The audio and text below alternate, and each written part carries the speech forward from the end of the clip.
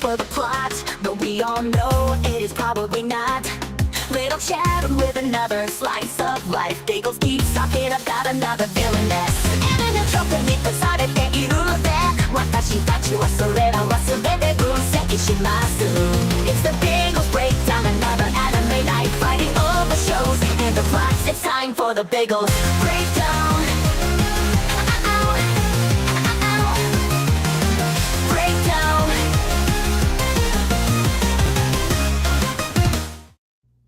So I don't know if it actually went live on the right thing,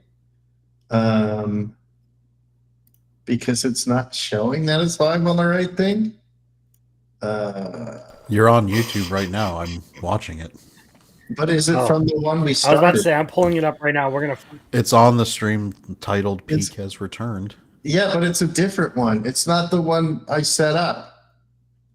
Fucking son of a bitch. Okay. Fuck. Hello, everybody. Biggles fucked up. What? Biggles fucked up. It was at this moment that he knew he fucked up. Yeah, it didn't set up to the right live stream. All right. Well, please forgive me for fucking up. My name is Biggles. And I am a complete and utter failure. So we'll put a new link. Wait, hold on. It looks like they have us live already. Yeah, I'm looking in the Discord. We're live. Look, we're live. But look, we're on the wrong one. let me show you guys what I have here. We'll go behind the scenes here.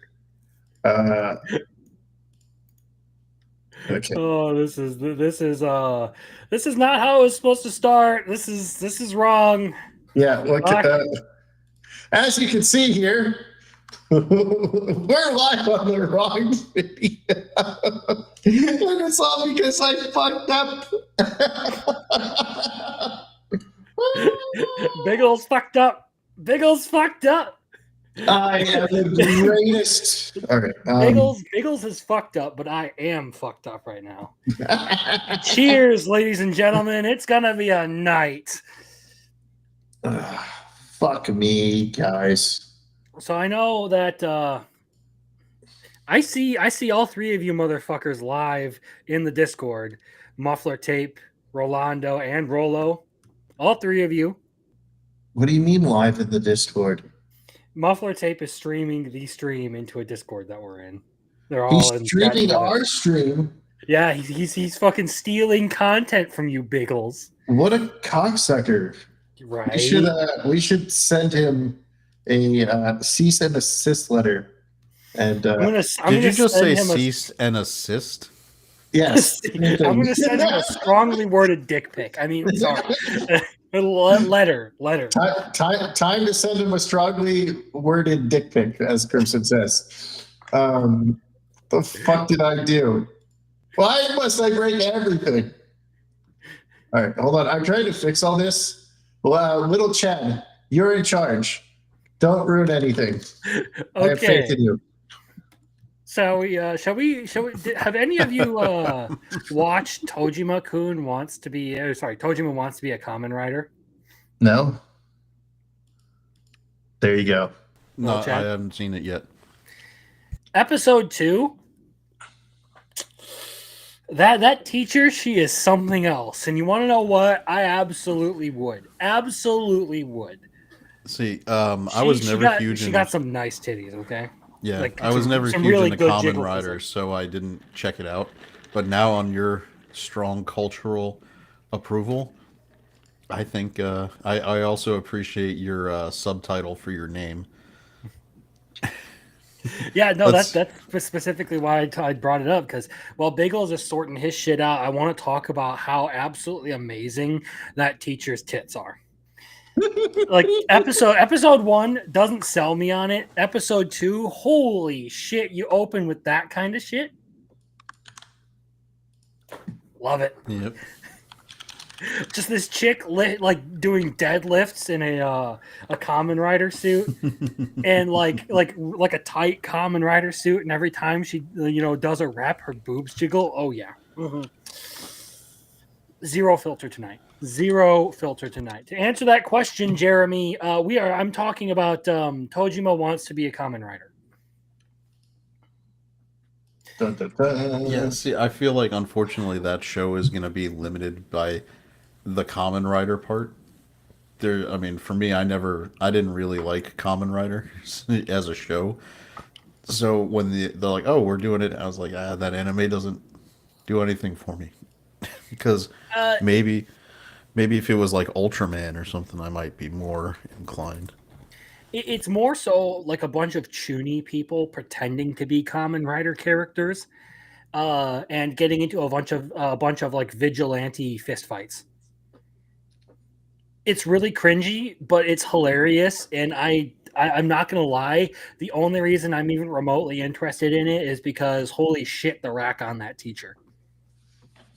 Nice. I can't blame the fucking nerdy student who has a complete crush on her, because you know what? That's culture right there. That is a respectable taste. Is this your way of saying you're going to start watching Tengenanke because of titties? No, fuck that show. All right. Shiki can suck my whole shaft for all I care. So he wants the dude on him. Got it. All right. So I have fixed I it don't now. care as long as you suck my dick, okay? Because as Big Bob says, there's nothing gay about getting dick sucked. If anything, you're gay for sucking my dick. All right. If you guys don't know what that's from, Harold and Kumar Escape from Guantanamo Bay. Look it up, watch it, enjoy it. It's not an anime, but you'll like it. Okay. So shall we, now that I have fixed it, hello, my name is Biggles Mets. I'm here with Drunk Crimson. I'd be wild out for that teacher. And then we have Little Chad, our man of culture. Now, I do have to apologize for fucking everything up because I am an idiot.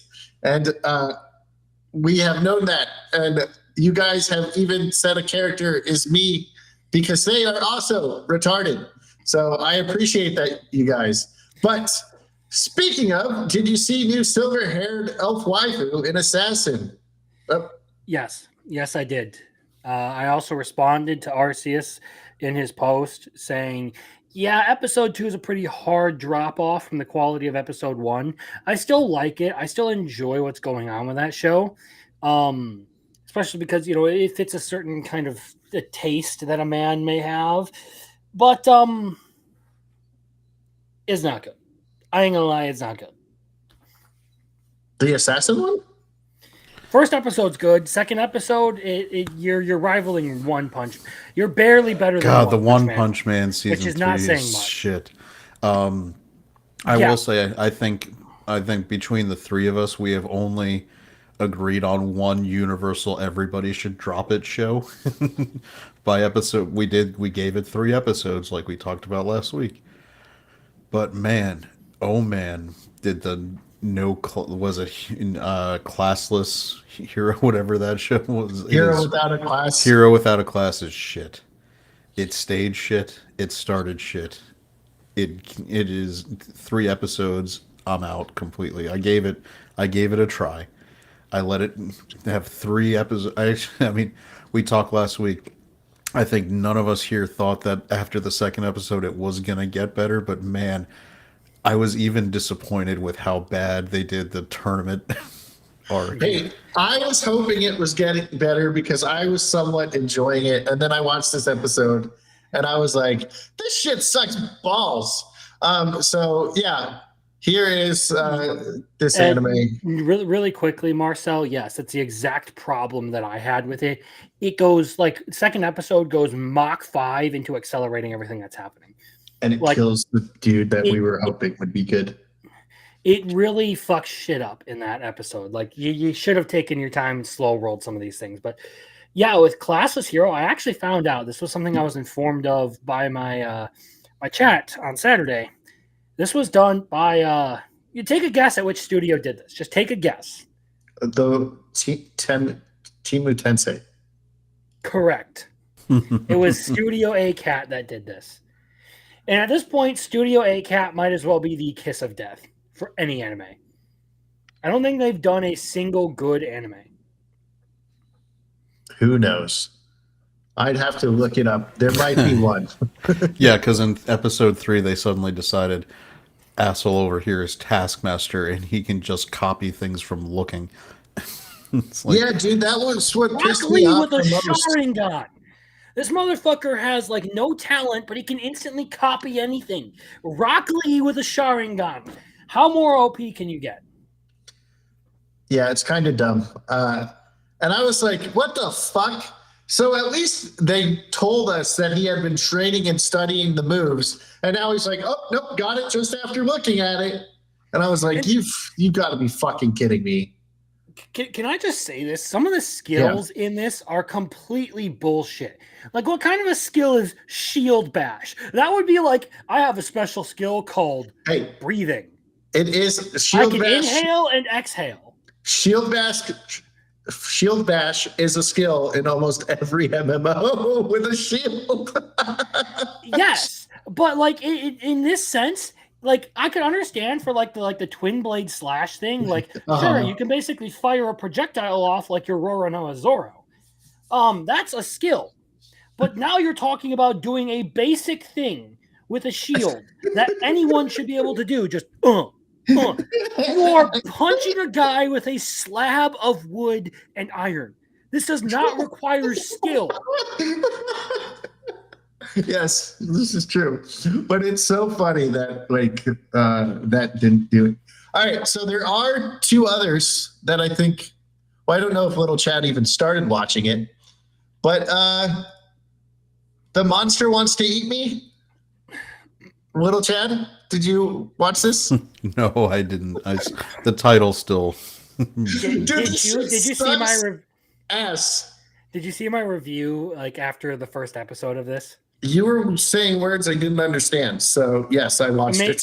Maybe Little Chad will understand when I say it is a depressed girl.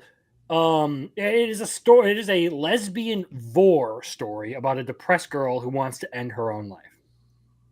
She wants to delete. Yes, she wants to toaster bath, neck rope, whatever you want to describe it as. She wants to uninstall life itself. And it turns out there's a mermaid who's been, like waiting for her to grow up for years and years. And that's like apparently the only reason she hasn't died is this mermaid wants to eat her. So it's lesbian vor. Oh, of course. It's fucking weird. All right. And then there's another one I think we all dropped, right? A Gatherer's. Fuck that hoe ass dragon. Fuck that hoe ass dragon. Be nice to the dragon, okay? No, fuck him and the stinky elf. I don't care. The dragon, whatever smell fetish shit is going on with this anime, I want none of it. I didn't even make it to the elf. Yeah, luckily he can just use his clean magic and he'll be fine. Oh yeah, he does have that stupid shit. That was so dumb. All right, yeah. So those were the 3 we've dropped so far. I saw Crimson put Court Magician on his bench for later if it gets a dub. It's the only one that I don't actively loathe. Well, not the only one. Yeah, I mean, don't actively loathe it. It's like a decent rendition of this trope, but like it's not something that I am like looking forward to watching. Like, if I got paid $100 to pick up an anime that I dropped, this would probably be the one. And so there's a couple reasons that this show has narratively given itself more room than the usual, oh my god, he's actually the OP character that was doing everything. They've made a point now to say that he's not actually a support magician. He was never a support magician, and he was only doing it because he was working for the prince. And that's actually the weakest of his magic. He's offensive magic. He is being fired more because he's a commoner, and there's in this society a prejudice against commoners working with nobility. So they've given themselves a couple narrative reasons to to give more slack on why they would fire him from that party versus some of those other shows. Well, for me, it was mostly like they seemed to actually take the fight scene against the S-Rank adventurer pretty seriously and make it seem like, oh, our character isn't like the singular most overpowered person in the world. Like there are still things out there that are a challenge even to him. And he's going to actually struggle with things, but he's going to do best with his party. The issue I had with it is you're still like following in the footsteps of like, I don't know, 5, 6 other anime that have done this exact same thing. But better. No, not necessarily better. I think the only one that's done this one better was Outcast Restaurant? I haven't watched that one actually. I was thinking Talker, but Talker is not the same. Talker is a completely different kind of story. Does he get kicked out of his party? No, or he gets betrayed, right? No, they betray and steal the money. He kicks a bunch of people out of his party and then sells them into slavery. Well, they deserved it. They deserved it. They deserved it. Slavery is based. Slavery is based. Okay. Well, remember, Crimson, he didn't just sell them; he talked up the price. Yeah, he sold it for even more money. The guy was like, "I'll do it for just what your debt was," and he's like, "No, they're worth more than that." Shit, we should rewatch that and do a fucking full episode of the breakdown on it and do a review. Hell yeah, I'm down for it. I love that show. And this is called Lasting Period, not Endless Period. So those motherfuckers are bleeding nonstop, okay? Just the women. And I do not want to be around them if they are bleeding nonstop. Can you imagine how miserable these two men have to be with the women bitching at them the entire time? Probably pretty annoyed, but they like it. They came back for more, so maybe they like the Lasting Period. Maybe they're also bleeding, but out of their ass. Well, has a fantasy isekai ever, or any fantasy anime, ever addressed how healing magic would impact that situation? Yeah. Don't spill all over here. He's drinking Mike Hards, but Mike Harders.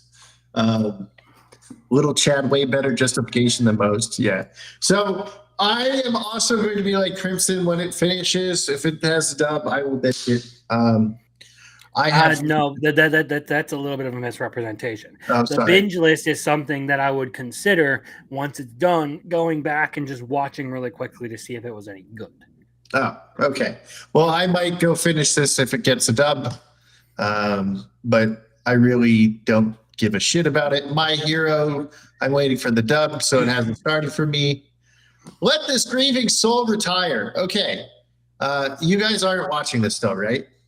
Is there has there been any nice like Tino thigh shots? I don't give a shit. There's been at least 4. And then there's little Tino because she's telling a backstory. And even that episode sucked. But she was adorable in her little dress. I only care about Tino's thighs, okay? Well, you get a good amount of Tino's thighs and Tino's butt in the next episode. You even get her in underwear in the second one. But okay, you know what? I have rescinded my opinion. I'm going to watch this show now. No, not really. I'm not going to watch it. But no. Amy and Citri, the 2 pink-haired bitches, are awful human beings. And they need to leave poor Tino alone. How did you just figure this out? Last season we found out. I was saying that, but they're even bigger pieces of shit than they were in the last season because of what they did to Tino. Remember that stupid mask? That stupid evil mask that possesses people? Well, they forced that on Tino, and then she just started insulting them, and then they kicked the shit out of her because they're pieces of shit. They force this thing on her that like possesses her, and then they beat the shit out of Tino. I hate these fucking bitches. I hope they die. All right, that's all I have to say. I didn't like either of them. I mean, like his sister seems like a decent person, but I get the feeling that like most of these characters in the Grieving Souls are just assholes, especially the women. I feel like the tank dude will probably turn out to be a nice guy. Except he's really into the HGH. Well, there's the other swordsman dude seems to be. He's probably fucking gay. Who cares? I mean, that could be it, but he seems like he's normal for the most part. This whole show is full of pieces of shit, but it's amusing because there's a veneer of comedy over all of it. Dude, the show sucks. It doesn't matter because the main character is infuriating. I fucking the reason I stopped watching this is because the main character is shit. He's fucking retarded. All right, let's move to something else. Have you started watching the Ed? Oh wait, you can't. You have a wife and kids. No, I Okay. waited till past bedtime, and you were right. This is definitely something that could not be watched. No, Around any of them. this is high quality content. Now, on the other hand, what I will tell you, Biggles, is this might be the most culturally relevant anime this season. All right, go into it. Tell us why. Titties. Yeah, I agree. One of the things I did, like, I put notes down for like when I do my own show. So I have some notes on this that I guess I can share here. Maybe where is? What is this? So Hands off something. yeah, hands off Sawadanai Kotashi-kun or Kotasashi-kun. So one of the things I liked is they didn't go into the usual trope of like every single girl in the house hates on him and makes his life miserable. Like you have at least two of the girls who are like on his side and one who seems to be neutral. So like you can see the girl in the background there with like the black and red hair, and then the girl with the blue. Yeah, the volleyball girl. Let's just call them by their sport. We've got swimming, Volleyball. upper left, volleyball with the dark hair. Then across the bottom Ping from pong. left to right, we have soccer, yeah. soccer, basketball, ping pong. So soccer girl and volleyball, like they're on the dude's side. Although soccer girl seems like she wants to get some favors out of it, and she might soccer girl was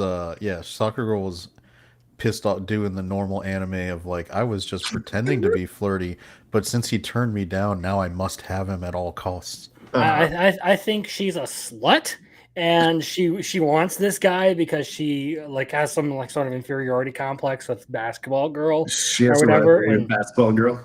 And she basically just wants to like claim this dude as her own. But in the end, you know, she gets a good massage out of it, and apparently a good, you know, experience out of it. And it's just one of those things where like they don't follow the usual tropes of the situation. And when I say that, like you can look at the same thing with what the hell of it, to love Ruhu. I don't know. I forget. It's a manga. It's like one of those like old school harem anime. So like it's short, and one of the things that I do like a point of praise I have for this is normally like these short episode anime have shit intros because they just hire whoever the fuck.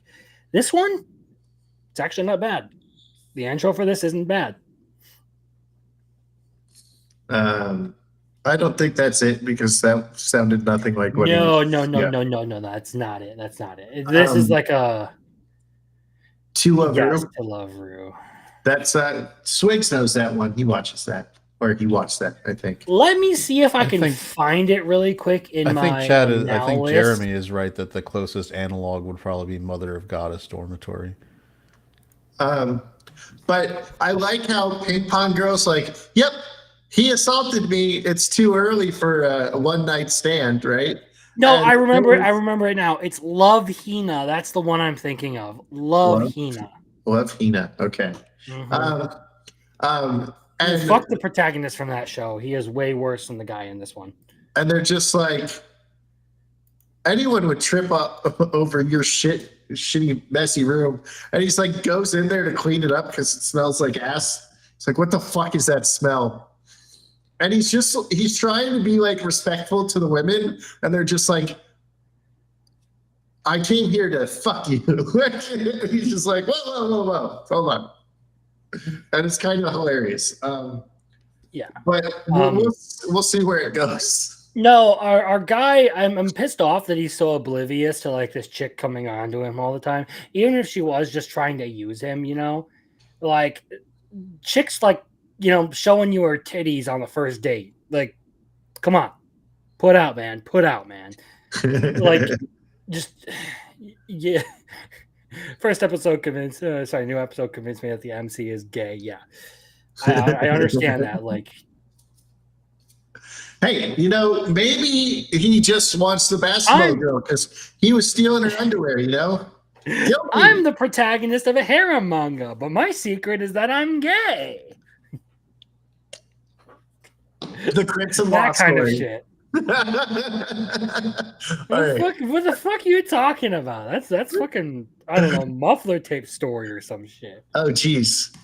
All right. Yeah, So him and his buddy are fucking like gay furries or shit. I don't know. All right. So.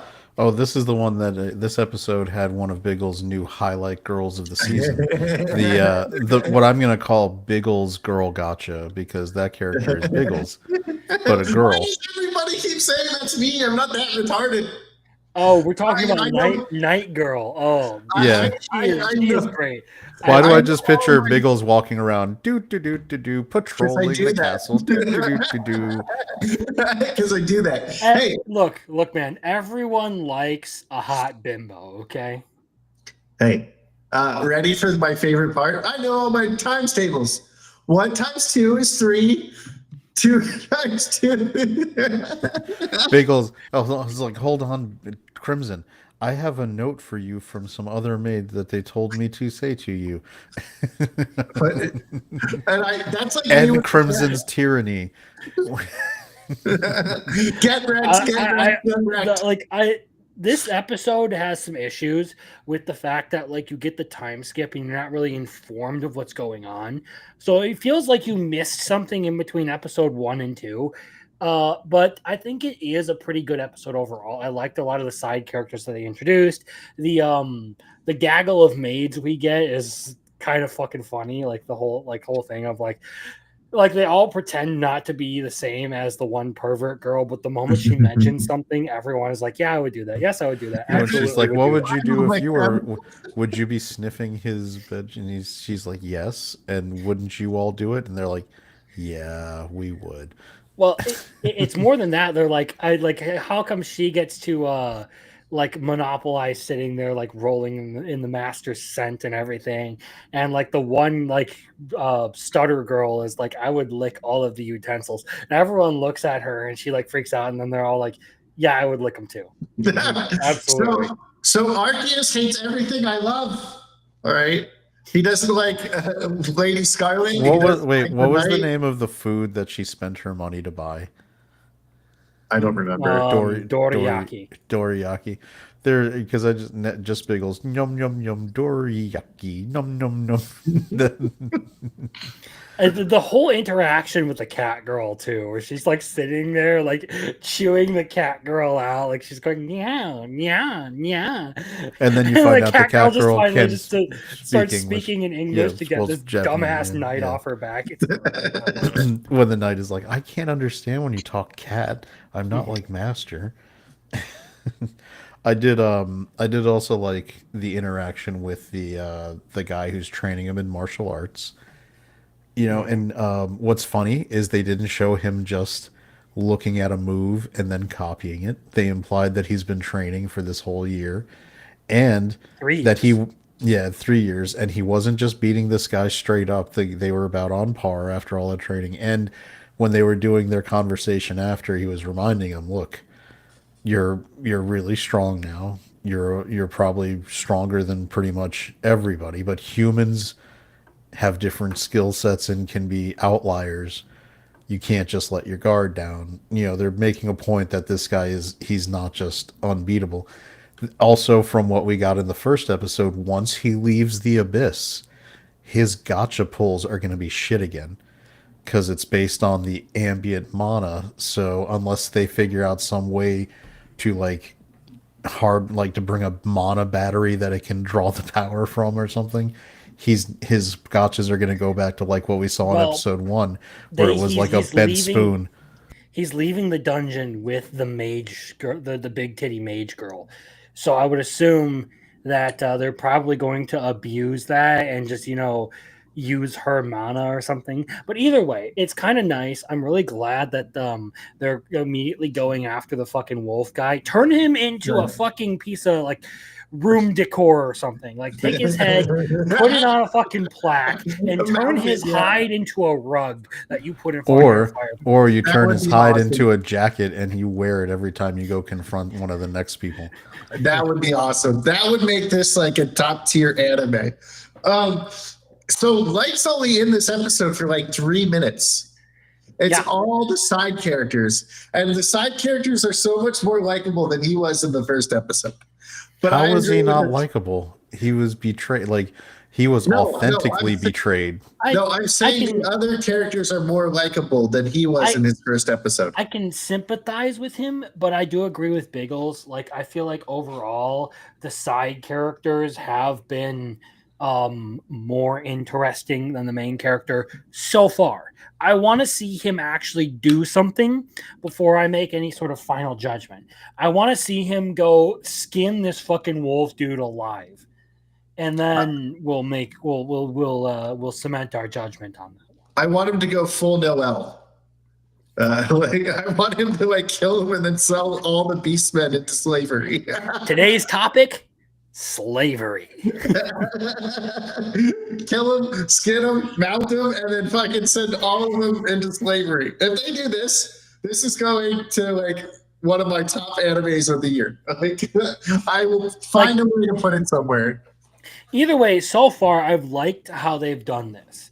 Like they gave him the opportunity to like use all of these overpowered people to get back at everyone who betrayed him. But no, bro is like, I literally need to do this by my own hands. So I'm going to summon all of you. You're going to teach me how to do all the stuff that you do. And then I'm going to do it to them. All right. Arceus says, literally every opinion I've heard on Crimson Stream seemed like we have the same opinions on almost about everything. Same Crimson, but I might drop because he hates the Night Girl.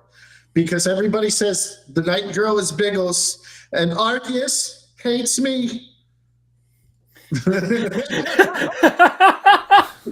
Oh no! Here's the issue. My buddy Roman will probably like not be very interested in doing something like that.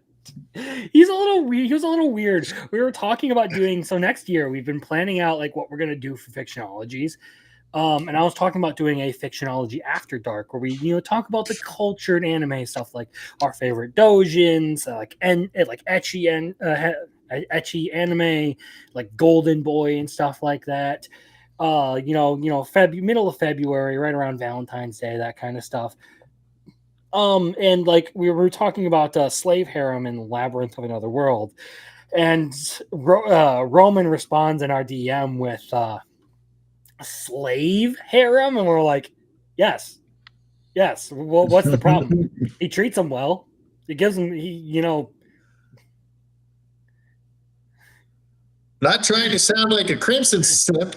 I was generally surprised. You felt similar to same animes we watched. Here's the thing, RC, is you don't need to be concerned about us, like being concerned about like your opinion or like whether you or not you are in line with us. You don't like something we like, it's whatever. Like a lot of us have like hassled Biggles about Kaiju number 8. You guys, he loves he loves the show, but we continue to fucking razz him about it because it's hilarious. It's not something you have to be concerned about, like whether you sound like a simp or a hater. Like we're friends. Like we get along. We talk about anime. We have things that we do like that we both like. We have things that we're going to disagree on. That's just human nature. I wouldn't worry too much about it. And we get it. You're the number one Crimson simp. It's okay.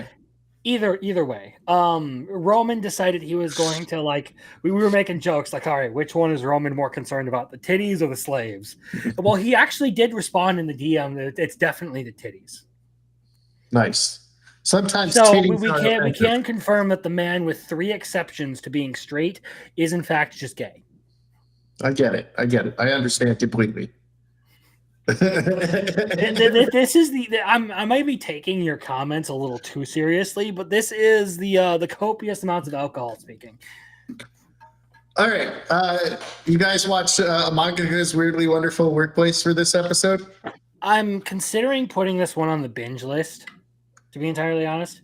That's fine. I'll forgive you. Okay, so purple-haired girl is nuts. It's awesome. And the girl behind her assistant, like,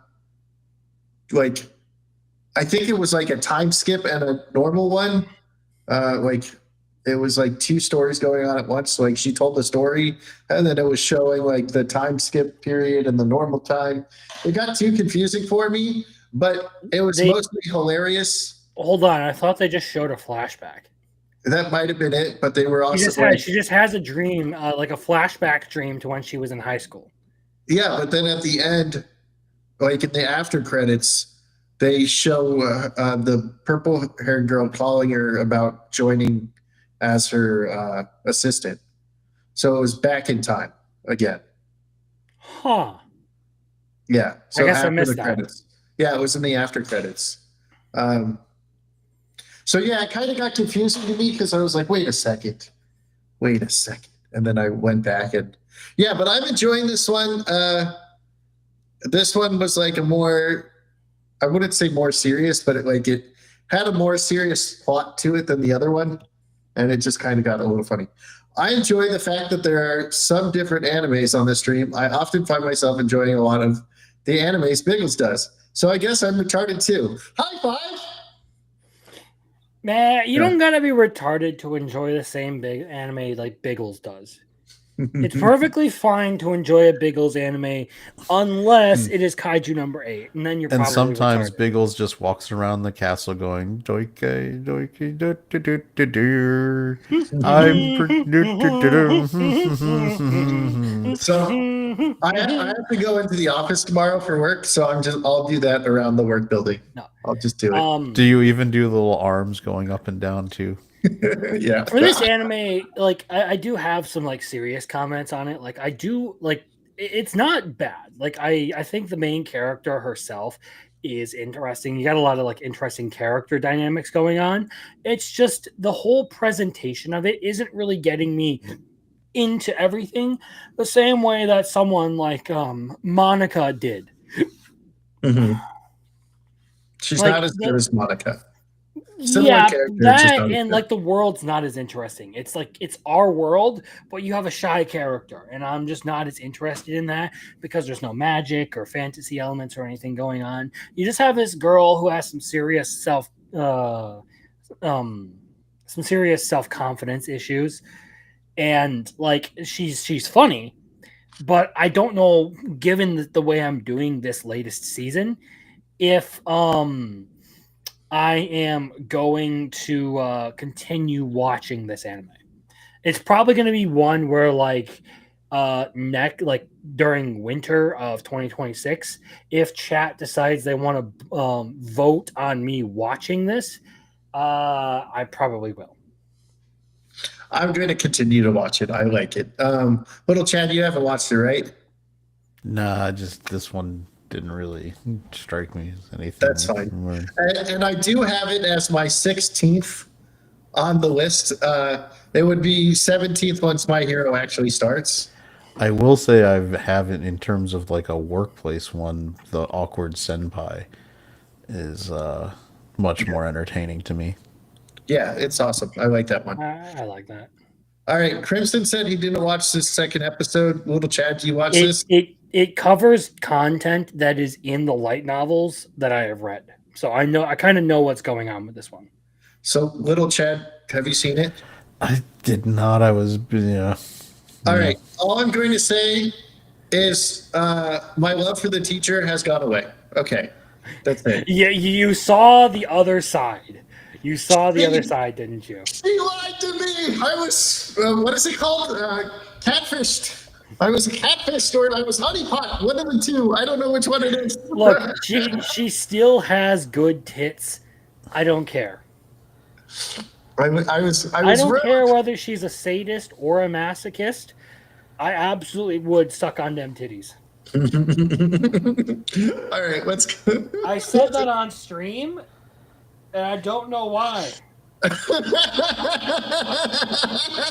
right, so dusk after the end, right? End of the world, dusk after the end of the world. I think Or that's as Jeremy loves to refer to this one as Miss Sticky Fingers. Miss Sticky Fingers. And apparently I'm 25 too old for her. You're 25 years too old for her. Okay, I fucking read that wrong. Oh yeah, isn't she? If I remember correctly, she's like a Shotokan or something like that, isn't she? Yes, she has Shotokan Dojinshi. Did I say that word right? Yes, you nailed it, Biggles. Amazing. I am impressed. And this is why you beat Mazza in a reading contest. Well, I did destroy him in the Cat in the Hat. Darkness is a glutton for punishment, and she's still best girl. Crimson, did you drop the sister anime? He did not get to watch the episode yet. So he didn't drop it. Sister anime. Which one? Friend's little sister. You were just talking about the teacher and their titties, you know? Oh, yeah. I have not watched this latest episode. But I've read the first light novel of this series, so I kind of know what I'm in for, at least for a little while. So we're good. All right. Not the one that's on screen. We're talking about Friend's little sister. Yeah. Correct. So My this camera one is all skewed. What the? There we go. You fucking smacked your table and it shifted when you were trying to get one of your alcohols earlier. Fuck. Okay, whatever. So this one we have. I can go get more alcohol. I have one more of these harders in the fridge right now. Do whatever you want, Crimson. It's fine. No. I'm at the point where if I drink anymore, you're going to get the worst version of Drunk Crimson you've ever seen. All right. And that's not a good thing. It's really, really bad when I get that. All right. Well, I'm sticking with water. So we get the three androids. They all have the same face of Toasa. We have another fight, I think. We have one other. Well, runs away kind of from the fight. We have a confrontation, not really like a fight or anything. I've liked what I've seen from this one so far, but yeah, we do get the other Toasa clones, which makes me think that Toasa had something to do with setting up Owell and all that. Like she probably pursued the artificial personalities and the AI stuff that ended up resulting in this massive apocalypse sort of situation. And that's why she's don't look for me. I'm a sinner who, deserves to die in anonymity, or I've done terrible things. Go live your life and all that. And then there's a bunch of robot clones of her. They're probably all fragmented versions of her personality. What if they're not actually androids and one's a cyborg? Because it's kind of like the androids in Dragon Ball, where they're not actually androids, they're cyborgs. So I just remember the Team 4-star, ooh, the baby maker's still intact. She just went from a 9 to a 10. I'm sorry, what did you just say? Oh, nothing. Because she's just yeah, I'm going to bang you, it works. And he's like, no, I'm still in love with Toasa. I do have those functions, Yeah, she probably caused the apocalypse, I believe it. But yeah, we get a girl that works as their guide, and then they betray them. That gets her book burned, so everything she was hoping for and was promised was lied to her. And then what's his name? The main character is I'm going to go back for her. So we'll see if, obviously, or android chick is going to follow behind and get him. But that's all I have to say here. Anything else, Crimson, for you or Little Chad? I've liked the story and the animation for this one. And one of the things, I pay attention to a lot of smaller details when it comes to these sort of things. The fact that they're able to come up with unique words for traditional concepts like slaves or indentured servitude in this case, I guess. and marriage sort of adds that like uniqueness to the new culture that has arisen in the apocalypse. I like stuff like that. I'm still laughing my ass off about the absolutely vaporizing the guy that you could have just stabbed, like for no reason other than to just show off that you can nuke a mountain if you want to. I felt like this show is going to be a better binge experience, So honestly. you're gonna Perhaps. wait. Yeah, I kind of want to wait and just be able to binge through this one. Episode 0 doesn't really do a good job of selling you on what this actually is, I think. They're entirely different. Yeah. You get some memeable moments, like the whole thing that I have mentioned a couple of times now with the chick fingering herself, um, and the whole like incest is wincest relationship. But otherwise, it's been pretty good. Like the animation, um, probably like you should have traded with One Punch Man, but apparently not. It's better than I expected. The story is more intriguing.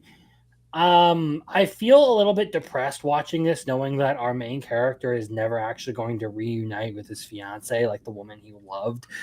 But hey, at least you got an android replica of her that has a functioning pussy. So There you go. What if she's a cyborg and not an android, and it's her, and that's why she has all the faces? well, she constantly talks about programming and stuff, so I don't think it's a cyborg. Hey, she could be lying. She could be lying. All right. Let's see. What's the next one? Gotcha, Achika. I am going to let Crimson take this because I have to go pee. So, Crimson, this is yours. Based anime, best of the season. I love this show. Little Chad, take care of him. Yeah, you have to wrangle drunk Crimson now. Good luck. I've really enjoyed this show, and Cour 2 has now started. But we get a new intro. I like the new intro. Not as good as Pale Dusk's Hugs, but it's more like punk. It fits the series a little bit better. It's just not as good of a song. But we get a lot of cool stuff in this. So the mission in the waste in No Man's Land has ended. They return to base, and of course, you get the whole thing with the reception lady using her powers to beat the shit out of a bunch of attackers who don't have powers. And you get to learn a little bit more about the cleaners. So the glasses don't just tell her about people, they're basically functioning kind of like a Sharingan. So she can see things in advance with them. She can like move around. She can dodge bullets with her glasses. That's pretty insane. You also get the invincible shut-in, the guy who makes the cleaner's base completely indestructible. So that's the thing. But the big thing in this is you're introduced to a new team within the Cleaners called Team Child, which gives you a couple of new characters. And then we are teleported into what looks like is about to be a series of episodes about an all-out brawl, as the leader of the Raiders has now tried to abduct several members of the Cleaners so that they can get their hands on Rudo. And, of course, number one most hated Jabber is back. The annoying one? The black guy with the claws, yes. Okay. Yes. It was a good episode. I've liked the way that this story has done things. Rudo as a character has really been the best feature of this for me. I think I've said this multiple times with like how he is kind of like my like ideal shonen protagonist, someone who's capable of self-reflection and being able to immediately recognize that he went too far and just, like make amends right then and there. He has issues, but he is completely capable of rectifying them. He doesn't have this pride that inhibits him from doing things. He isn't obnoxious. He is just the kind of character that I wish more stories would employ. Plus, you have like Engine as a good mentor character and cool power system. I like this show, not anywhere close to as much as Crimson does. So this has to be like Crimson's Kaiju number 8. No. The way he talks about it, it's got to be his Kaiju number 8. Hey Crimson, do people have relationships in this show? They do a better job of like showing some sort of like connection between characters and everything, especially like from what I've seen of the manga, especially between Amo and Rudo. So nice. So not kaiju number 8. No, I said his kaiju number 8. I'm merely pointing out that people can have relationships in this show. Rudo is a better protagonist than Kafka. If you say so. All right. So it's just not so you slut. So it's just so you slut.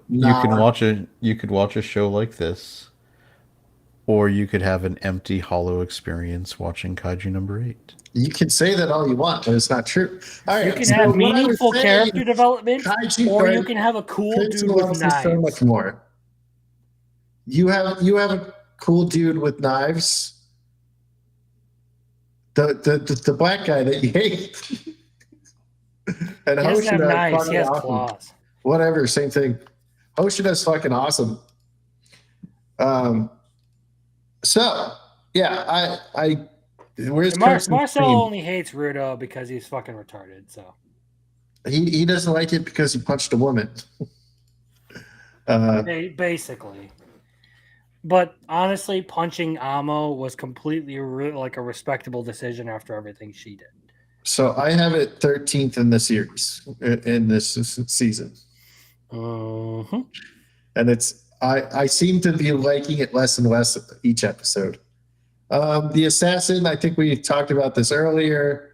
Silver-haired waifu. It's not as good as it once was. Unless we get some good jiggle physics from that elf. No, I'm saying you're retarded, Marcel. That's what I'm saying. You guys are. But I expect nothing less from an Overlord fan. So. You guys are adorable. You should get a room. I know 2 Overlord fans, and they're both fucking retards. Jesus. I know one Gacha Achika fan, and he's a fucking retard. Holiday yes, Crimson I is kind of unhinged. I don't care. I am full autist. You can fucking bring it. I'm really starting to hate these same day dubs where the dub is like 5 hours after the release of the other one. Especially this one because it's a Monday and I have to wait till like 30 minutes before this fucking show starts to watch it. So I just watched the sub and it's all right. Yeah, hopefully they add more world building after 2 episodes. If that cat turns into a girl, I'm done. Which cat? Is there a cat in here? In this episode? In this? What cat? Cat girl? I don't even think there's a cat girl in this. I don't know if he's talking about Gachi Akuta or Kirsten, are you still reading Rent a Girlfriend? No. I'm not. I don't I don't know anything about I don't read Rent a Girlfriend. Where the fuck did you hear that? Status Assassin. Okay. I don't know. I hear you like Rent a Girlfriend. No, so do I need to go off on Rent a Girlfriend right now about Kazuya continually getting cucked? Do I? The only reason I know anything about this is because Chibi Reviews posts shit about this on Twitter, and I follow Chibi Reviews. So you read it through his tweets. I see 1 or 2 panels from Rent a Girlfriend a week. I see everyone talk about it because there are Discords where people bring it up.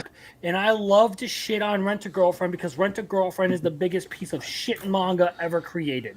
Fucking fight me. All right, so status of an assassin obviously exceeds the hero. What fucking cat is Arceus talking about? I don't remember a cat. Little Chad, did you see a cat or a cat in this? I don't recall a cat. The only pussy I'm interested in is that elf, okay?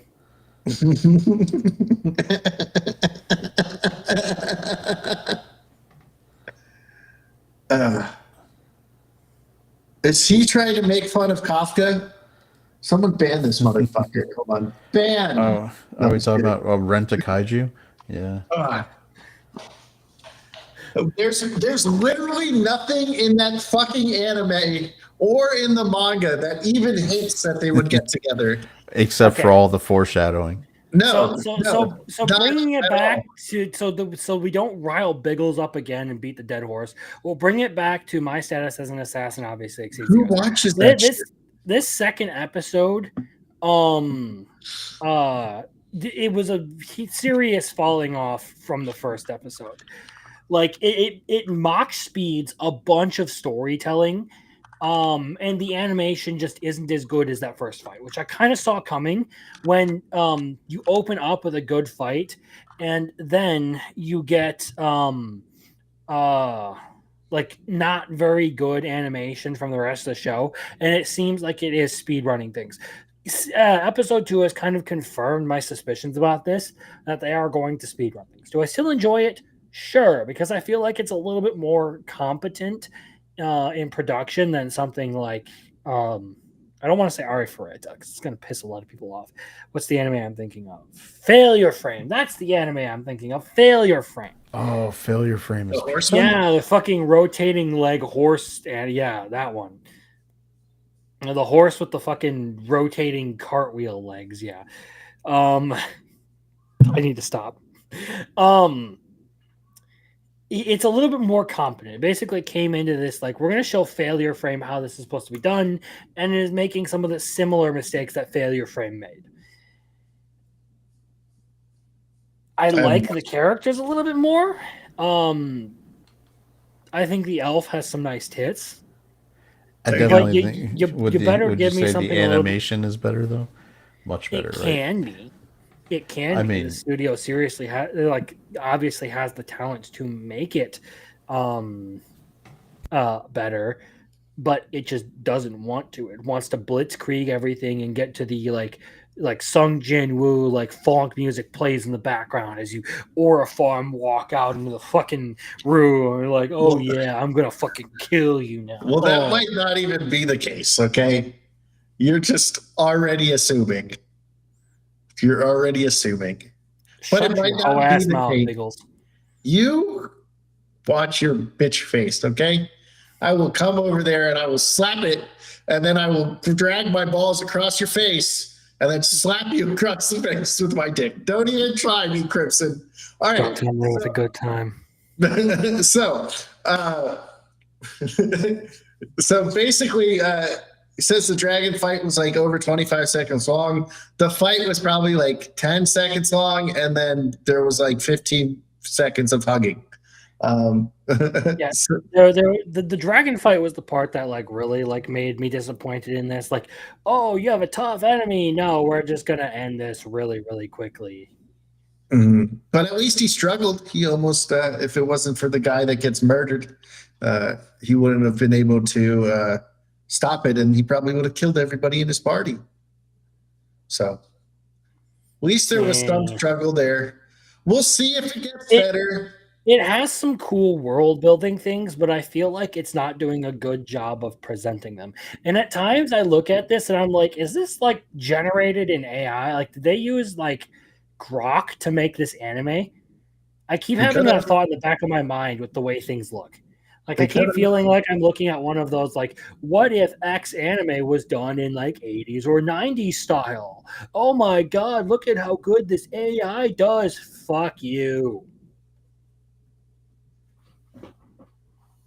Okay, that was vigorous anger. Yeah. It's okay, Crimson. Just close your eyes and think about how you'd be wilding for that teacher. Hold on, I gotta pull up something, and I'm saving that for later tonight. I need something to, you know what? I shouldn't say that on YouTube. That's probably inappropriate. Hold on, we're pulling this up. Crunchyroll with the dumbest tweet of the day: Prince Julius or Prince Kyle? May I ask for one final thing? Listen, if you're for Prince Kyle, you're a fucking loser.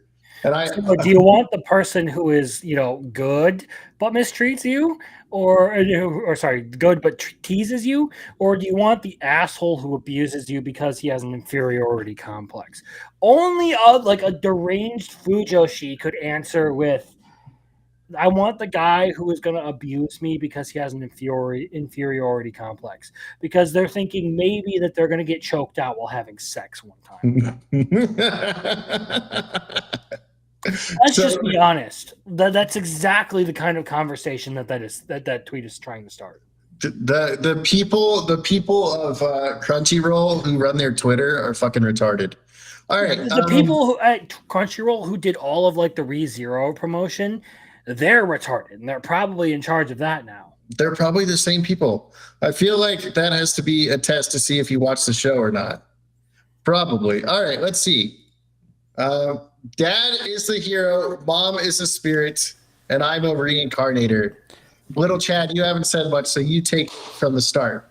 Oh, this is a fun, enjoyable little show. I liked that they resolved the ugly princess arc, The Muppet fairly quickly. I did think it was funny that we got a glimpse of the daughter getting angry and channeling her rage through magic when the illegitimate daughter of the Muppet showed up.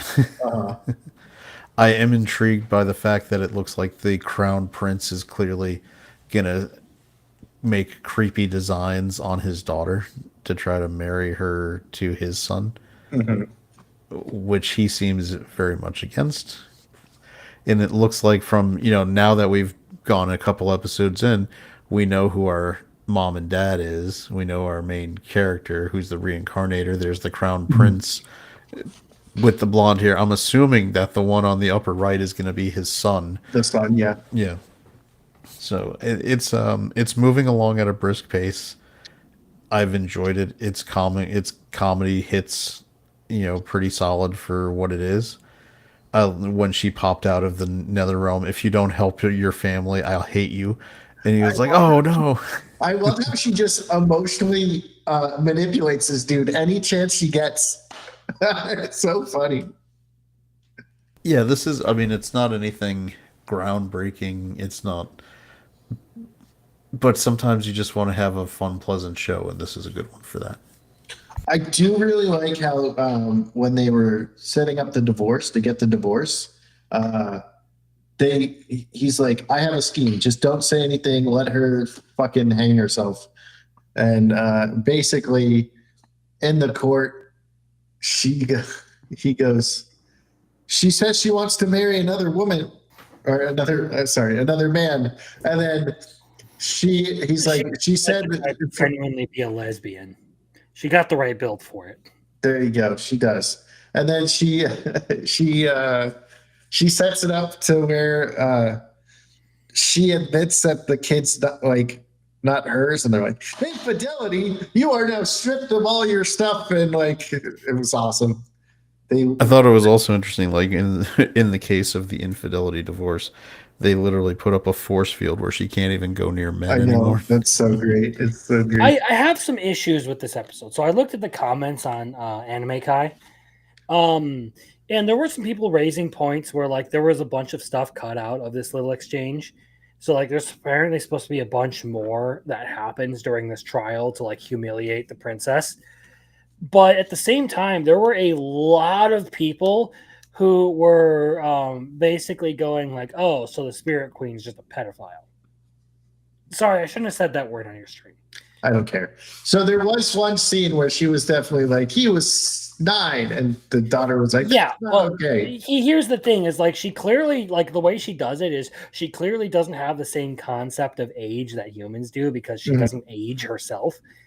She's just sort of an immortal being, so time doesn't really pass in the same way. And the way the description was going, she was attracted to his goodness, not what he looks like. Not his physical character.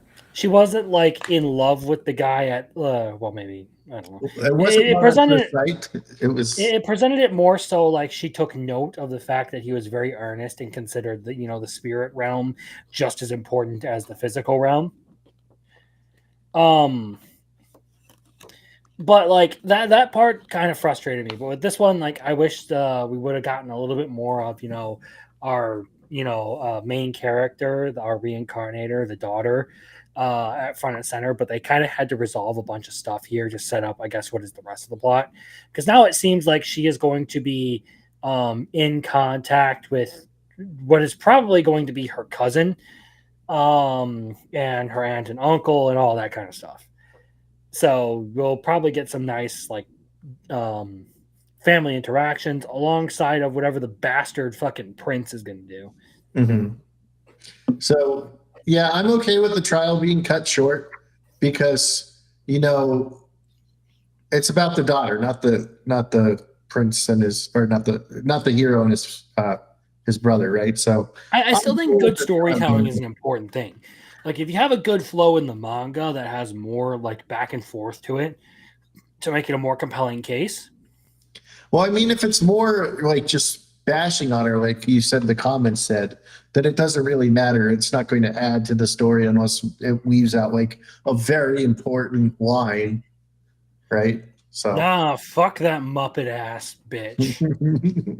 She already had too much screen time, dude. Her face was ruining everything. Okay, I don't want to. Fair. You know what? Face. I respect that opinion. That is fair. That fucking ugly Muppet and her ugly ass Muppet daughter. Get the fuck out of here. What an insult to Miss Piggy. All right. So, anything else on this? No, it's like I said, it's a fun, pleasant anime to watch. It's a cute anime to watch so far. Like I enjoy it for like the very lovey-dovey family thing, but that's really about it. I also they also give jiggle physics to Origin that are pretty decent. I mean, outside of the fact that this little girl could create a palm-sized nuclear weapon if she wanted to, it's all right. I like it.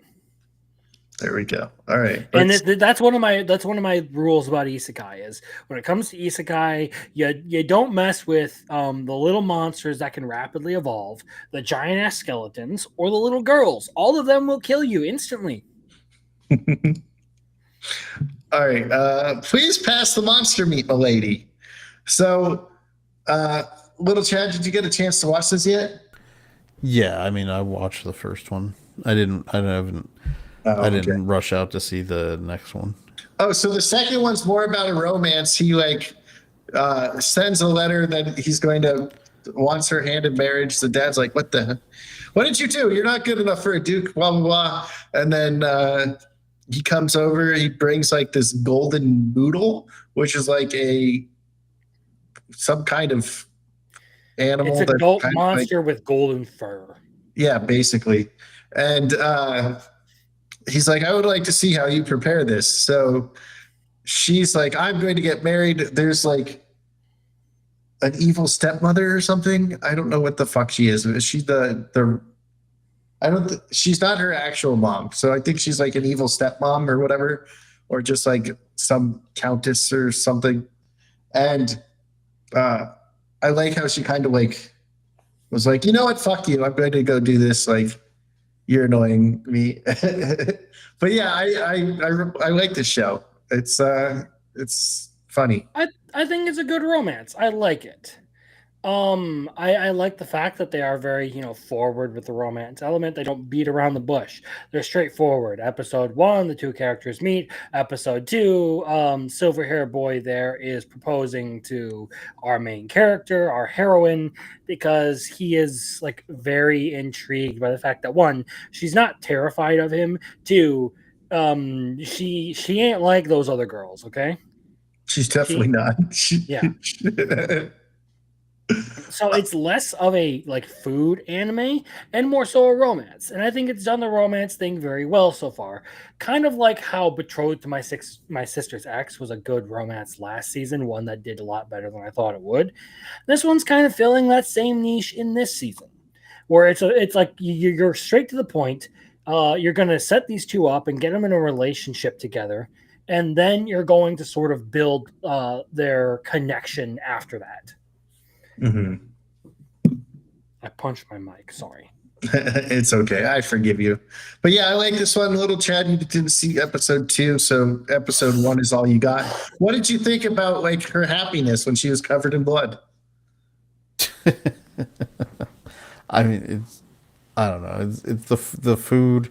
I know this is now moving towards romance, but the food angle just. I know I talked about it a lot last week. I got campfire cooking. That's the one that I'm doing for food this season. Mm-hmm. I don't think. I think episode 2 might have had like maybe like a minute of food, if that. But you said campfire cooking. The other one. We have Sui Fenrir, and now we have Justin Briner as a fucking dragon, which as Dora-chan, yes. Yeah.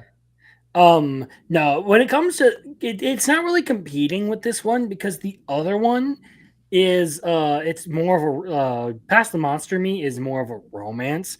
This is more so like a cooking and adventure anime.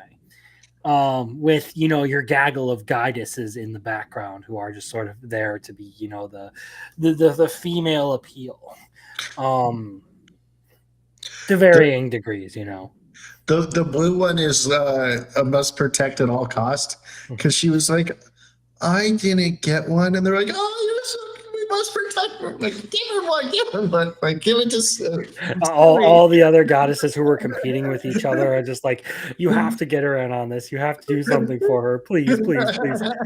No, but this is genuinely a really good like cooking anime. I like its take on like the sort of like fantasy thing. When it comes to food, I feel like this one definitely beats out Delicious in Dungeon. When it comes to like the actual food preparation part, I think it's a more appealing part in that. But when it comes to storytelling, I feel like Delicious in Dungeon is a little bit better.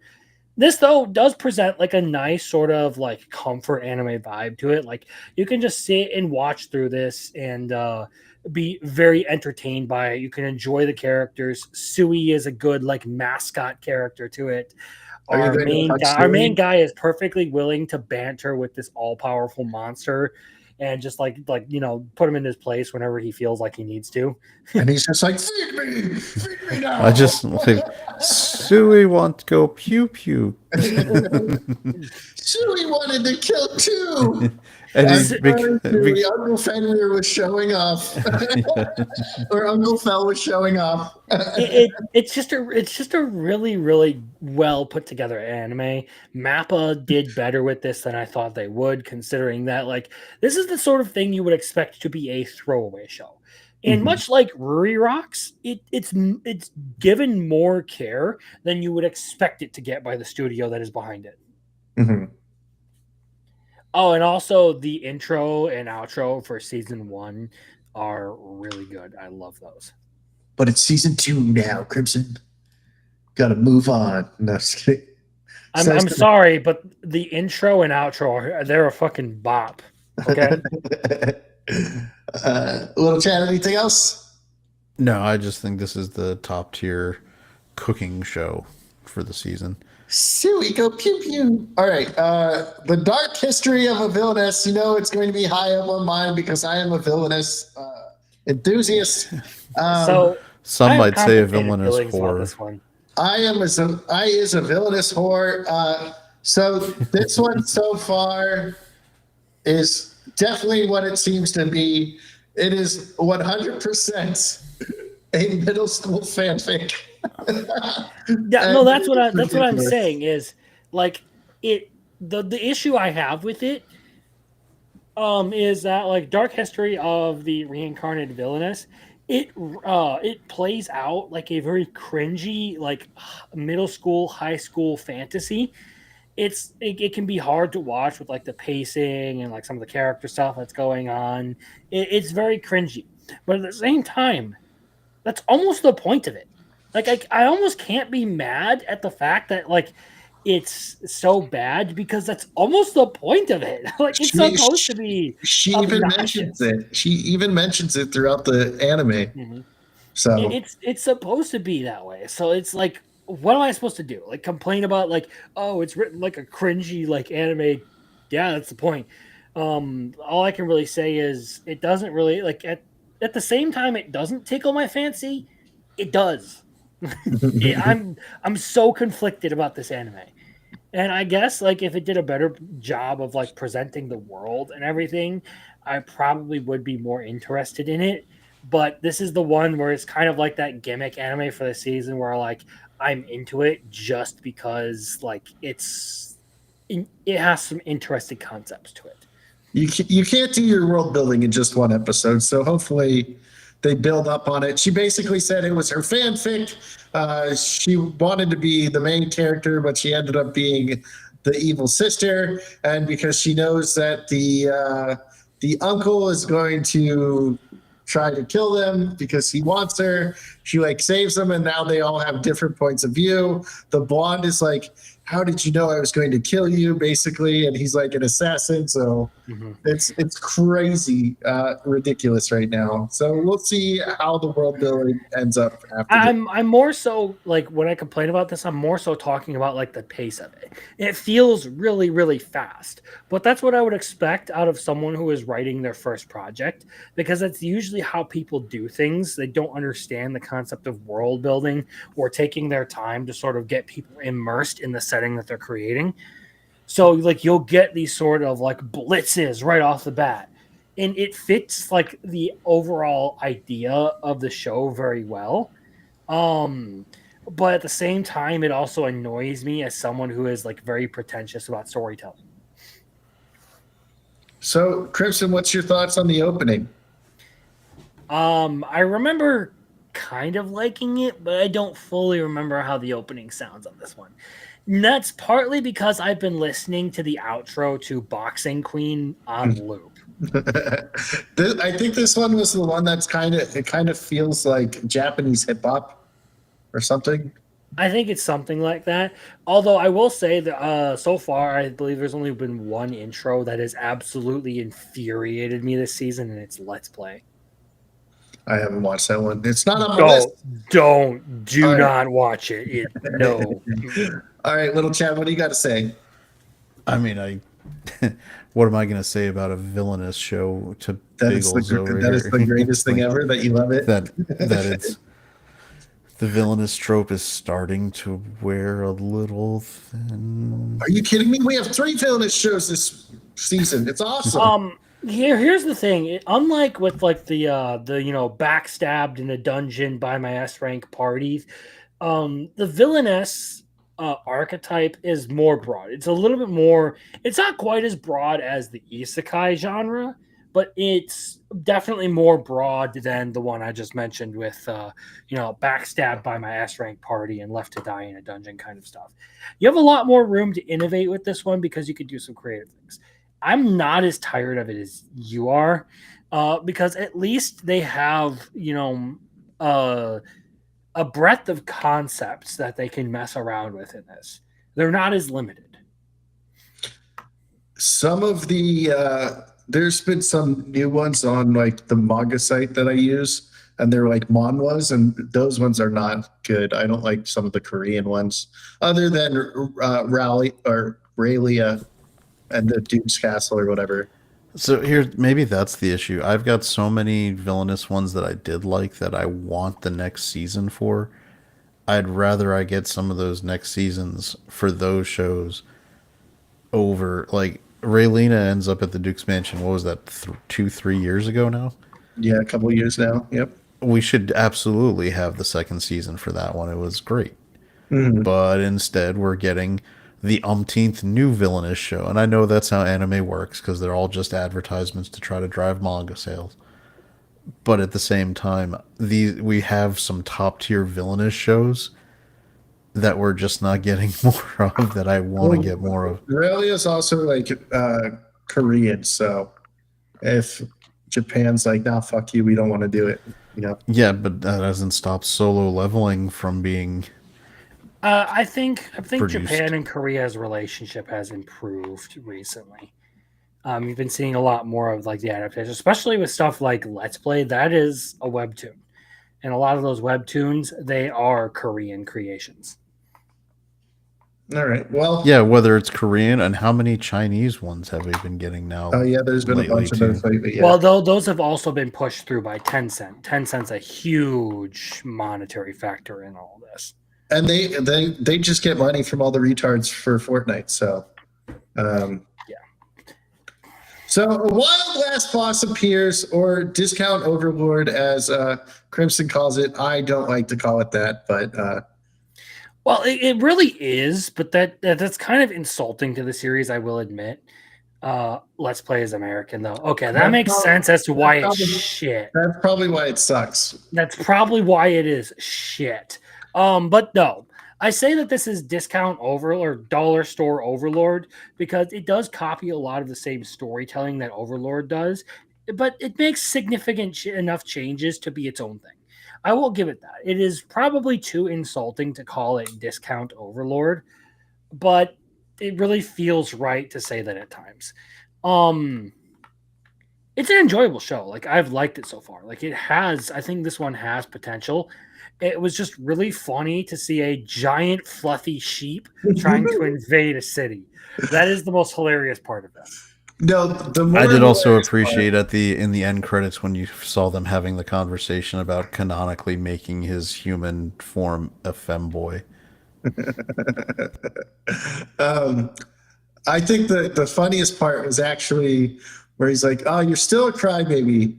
Then it goes instantly cuts to he took the whole 30 minutes to cry. Like he just cried for 30 minutes. Like still crybaby sheep, but like the sheep was smart, man. Like wearing him down, and then Rufus just comes in and goes, "Oh, you still want to challenge me, little sheep, my little crybaby?" I don't need to win the battle. I need to win the war. Arceus, I dropped that shit less than 10 minutes into the show. I was like, this sucks for a Digimon show. Get the fuck out of here with those furry Digimon and music. I was like, this is absolutely what I fucking despise. All right. But I think this one presents a very like interesting vibe with like, so this guy basically set up his character as someone who was uniting all of the kingdoms to try and defeat the Demon King, and then was, you know, overthrown by people who didn't see the vision that like his character had. And now you're dealing with a world that, in the wake of defeating the one person who had a plan for taking on the Demon Lord, failed. Well, kind of, but he did say that it would get bored for a game, so he set it up to have a two country war, basically. Well, he more so did that, and then he's like, "This is boring for the game," so he. Well, yeah, where he took over the entire planet. Yeah. But he still wrote it in as like his character's motivation was she wants to, you know, defeat the Demon King. So you're talking about like just the main character, like his motivation. Oh, I just want to, you know, I want to be the most powerful. Sure, but the character's motivation, like as in like Lufus herself, was to defeat the Demon Lord. And in this world, that would have been the primary like motive. She would have conquered all of these nations to try and unite them and use their military power in order to defeat the Demon Lord. And when that plan failed because, you know, some people decided to rebel against her, they ended up not being strong enough to take on the Demon King. And well, you see the results of that with the king of this, you know, country surrounded by the lake. Mm-hmm. Yeah, I mean, I'm also interested with the overwriting of his memories, where he's starting to remember the actual life of the Lufus personage rather than the video game character. How it's an interesting part because they definitely didn't do that they haven't done it in Overlord or the other game ones that I've watched where you get isekai'd into the game, where they're genuinely acknowledging that it's another world that existed and that the character that you created and played was a person, and so you'd have genuine memories of raising Ares the ram and doing all this kind of stuff. So I do like that additional layer. It's a welcome wrinkle to the video game, you know, isekai setup. Mm-hmm. Yeah, but I also like Dina. Poor Dina. She's like, why does no one remember me? And it's all because she's just like this NPC that stands in the like corner of the thing. I fully support the Dina abuse because she reminds me of Aqua. Yeah, I the first time I saw this, I was like, she's basically Aqua, but with a different name and useful. Yeah, yeah. but with the 12 heavenly, was it 12 heavenly bodies, whatever it was called. Obviously those have a very similar vibe to the floor bosses Well, yeah, in Overlord. they're the zodiac signs, so I think they're a little bit different. But I kind of see what you're going for with that. That he's going to assemble a team of underlings that will be able to do stuff for him. Now, what's interesting is I want to see the conversation with the elf once he gets done about are you a player? Because he mentioned the hero party that defeated him. There's only 2 that are still alive because their species are long lived. is it 2 or 3? I thought it was 2 out of the 4. It was 6. I was about to say, I'm pretty sure that Dina said that there were 3 who were still around. It was half the heroes. Yeah, so half the heroes party were long-lived species. The first being the elf that was running that water city. It was a nice touch making the entire lake the defense system. Actually be the. So that's because it was a pretty standard. Oh, look, it's the circular lake castle asset. let's do that. And having just seen it in ReZero last year done to perfection with that whole setup, I liked having another wrinkle that actually differentiated it from standard issue isekai lake castle circular asset. Because I hate that I always compare stuff to ReZero Mushoku Tensei, but they're so top tier for that world building. They are the ones to aspire to. So this one to me is like it's pulling in slightly above average. It's doing better. It could go better or it could end up falling off, but after the couple episode tests as opposed to other ones that get dropped, this one is continuing to be entertaining. And I do think that depending on how they explore some of these mysteries and actually give explanations for them, it could go higher or it could drop off because it's going to be how they deal with that mystery box that determines how well this one gets rated in the end. Yeah, I'm liking it, so that's one thing. So I do like her speech pattern too, using the royal we and us's like yeah.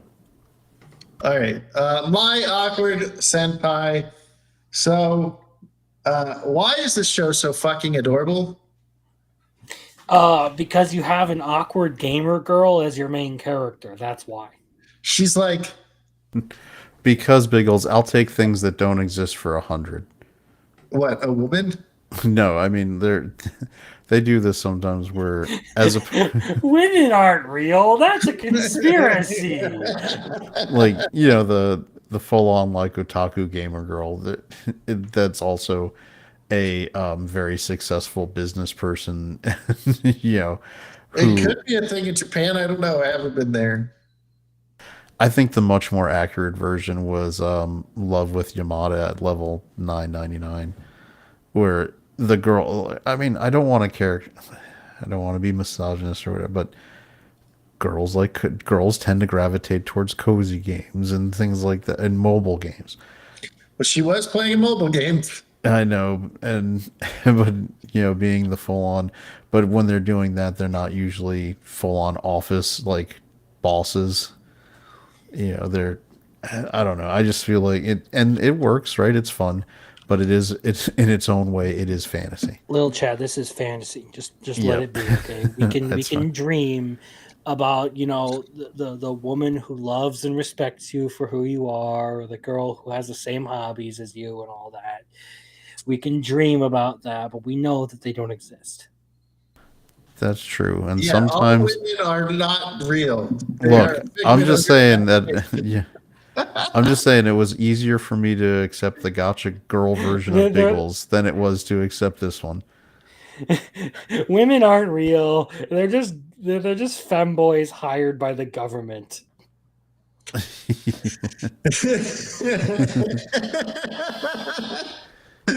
Biggles, by the way, tomorrow when you go into work, I want you to record yourself and make a YouTube short of you just going da da da da da da da da da. Well, I don't have like a camera thing, and I can't record in my work because if there's so much of my work name, and if I bring up my work on stream, the rest of the video is then considered my company, like me being a company representative. So I can't do that, otherwise I'd get fired. But I can, when I don't bring up their name, be as offensive as I am. Anyway, I don't think it was that like we're hating on the show. We're just kind of making jokes about this. I think it is absolutely an amazing comfort series to watch. Like it definitely is a very likable show. Not the most amazing romance I have ever watched. I wouldn't put it higher than, like, if you've seen my tier list that I do on Saturday, I wouldn't put it higher than, like, I guess very good, but it's enjoyable. It's a good show. I like the characters. I like everything that they're doing with it. It's just kind of like, okay, I go into it, I'm looking for something that is, wholesome and fun, and that's what I'm going to get out of it. It hasn't hit enough. It hasn't hit enough romance for me to consider it a romance right now. It's still an office slice of life to me. But I do like the dynamics. I like how he's like, "Shut up, you dumb bitches! You be nice." And then they're like, "Oh, she would never go here. She likes to eat alone." And then he notices that she's really trying to be there, as the mentor. So I kind of like that. I guess so. I can't say bad things on that account. I can say tons of bad things whenever I want, as long as I don't say I work for so and so and this is their opinions. Okay. Mechanical Marie. So I know I like this a lot more than you do, based on what you said. I think it is fucking hilarious how they made an actual robot, and it's like, this looks nothing like the other one, and everybody's like, "Oh shit, he's figured it out that she's not an actual robot," and he's like, "Are you malfunctioning?" Like, he's fucking retarded, and I think the other guy's name is Roy, who got her the job, and was like, you got to stop acting like that, because she's getting flustered because he's really romantic with her because he thinks it's a robot. So I think I'm probably gonna drop this one, to be entirely honest. That's fine. I like it. I'm not a huge fan, but it's more so I would be putting it on the binge list to where I would consider getting through it, but I don't want to watch it right now.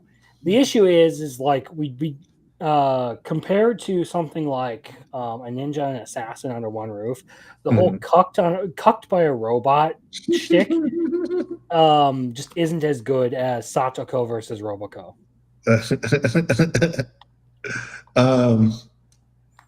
So I heard you guys saying there's AI shots, but I don't know if it where it's AI. Do you see where it changes art style? Yeah, for a couple of seconds. Yeah. It goes to those still shots and it changes art style. That's what a lot of people accuse of it being AI. I cannot confirm whether or not it is AI, but I understand why the allegations would be there. I didn't see more six so. fingers. This one isn't really my kind of storytelling. Sure, it's not the worst, most offensive thing, but I admitted that I was going to be pretty harsh this season. And it's just not really something that I super enjoy. And if there isn't at least a little bit of enjoyment that I get out of something, I'm dropping it this season. I'm not going to sit here and like tolerate an anime. All right, I get it. I also find the brother amusing because he's always trying to kill him and always failing. And like when she jumps onto the car and like fucks it up, that's pretty cool. She looked like Spider-Man there. All right, little Chad, did you watch that one at all? Nah, I didn't check out that one. Have either of you watched The Fated Magical Princess Who Made Me a Princess, which is the other villainous show? Nope. All right, well, she totally shits all over the Duke or the Count or whatever he is, just trying to like favor up to her dad. Did he pay extra for that? He probably did because she was like, sorry, your son's a fucking moron. Sorry, that girl's also a fucking moron. And she's just like calling them all stupid. She's like, I don't want stupid friends. Like, and did you guys get to watch Isekai Quartet? I already told Yes. you that I've been working on this, but I don't care if you spoil it for me. Well, I already kind of told you what happened. So you gave away like the first 5 seconds. well, I mean, in the chat, but before you got here, I told them basically Oh, what okay. happened. Yeah, Yeah, and I was already drinking, and I don't remember what you said. So that's pretty much how this is going to go. Crimson is not as thunk as you drunk he is. No, I actually I'm pretty sober right now. I'm just pretending to be drunk. Like these are empty. When I was drinking out of them earlier, like doing like the double fist thing, they're empty. I'm through them already. They're just empty cans. Oh, okay. Archie, what do you think my title refers to? Peak has returned. You see, the thing is though, my fingers were crossed. All right, so Isekai Quartet is back. We get Sid Nagano and we get the cautious hero, whose name I do not know because I watched the first episode and I was like, the fuck is this? And then I shut it off and I didn't even get 15 minutes in. How did you turn off Cautious Hero? It's hilarious. Like I said, I couldn't make it through the first like 15 minutes. I thought it was stupid. Was the concept too difficult for you, Biggles? No, it was too fucking retarded. I don't want a hero that's like super cautious, but he's an Isekai Quartet, so I have to watch it. Just like I know, but that's the point of the humor, is that he doesn't go until he's so OP that he can like one shot the bad guy. Yeah, I get it. And there's a whole backstory for why. Well, I'm going to go watch it. So, thanks, Isekai Quartet. No, hopefully by Saturday I will have this and Akiba Made War done. Yeah. Listen, I watched all of Isekai Quartet before watching ReZero, before watching Konosuba, before watching Tanya of Evil, and before watching Overlord. Okay? And I was like, this is the greatest show ever. Who are these fucking characters? And then I watched all the shows that were in it. So, Isekai Quartet adds Cautious Hero and Sid Kagano. We have Albedo and Garfield sumo wrestling each other. With one of the with Mare creating the ring and containing their power. Yeah. And then we have our personal assistant from Tanya the Evil, who got completely distracted because someone mentioned cake. She was like, "Cakey, I want cakey." She passed it, or like on the ground. And of course, we had Ain's. So it was all right. So what's nice is so Isekai Quartet. We're into the third. Is it third or fourth season? Third season of Isekai. They also had a movie, so they did 2 seasons of movie, and now we're getting the third full season. In that time, if you've been watching the source shows, obviously there's been a lot of character development. Now, one thing that they're getting into here, starting with this episode, they're addressing that Beatrice is now Subaru's best buddy, right? Because they've made the contract, and after the second season of ReZero, Subaru saved her and gave her a reason to live. And so what they're now addressing in Isekai Quartet is they're like, oh, has she always been that way? And they're like, yeah, she has always been that way. In terms of actually liking Subaru, which she hasn't, because if you watch the first season of ReZero or the earlier seasons of Isekai Quartet when they were doing it based on that, Beatrice obviously was antagonistic towards Subaru. And so Ainz goes to Roswell and is like, I have a theory that we are in fact duplicates of our original selves that are living in another world, and the actions of the people on that other world where they live are now influencing how we act in the Isekai Quartet world. And Roswell's like, how interesting. I recommend you just have a good time and be better friends.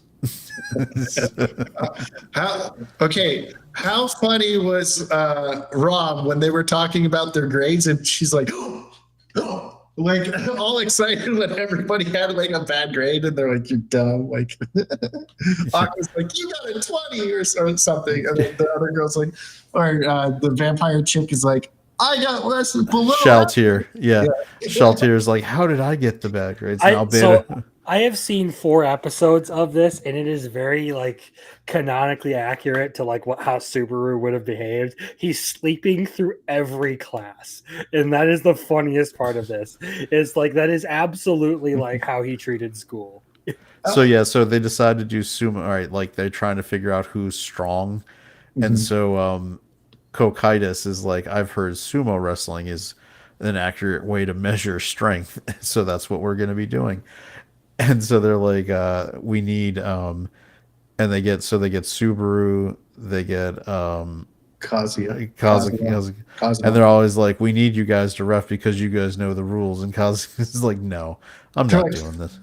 No, he's like, no, I'll die. And he just leaves. And Tanya's like, what? Because I can live? Like, and so they volunteer Tanya to be the referee in case something happens. So have you got to the part, Crimson, where they do show and tell, and Darkness is like, my strength is, I could take a lot of damage or something like that. So there's a part where she's like, go ahead, soldier, give it to me, or when she's like tied up, and then they like harass her. I had Christina V, the voice actress of Darkness, like write that line on my Wait, hold on. Christina V is the voice actress of Darkness? Yeah. How did I not know this? So I had her sign it and write that like line, and she said the line. She's like, that's hilarious. I don't even remember recording that. Like, it's great. I have that video on my phone. It's so good. Either way, I love this whole comedy act that we're getting out of all of these characters. It's basically just been shenanigans of like the best kind of what if scenario. This is great. When Kazuka and Subaru meet and they start like exchanging like this, we're like the same. Did you wear a tracksuit? Yeah, I wore a tracksuit. They're super comfortable. The super dope. I when I heard your name, I knew you had to be Japanese. From the same world as me.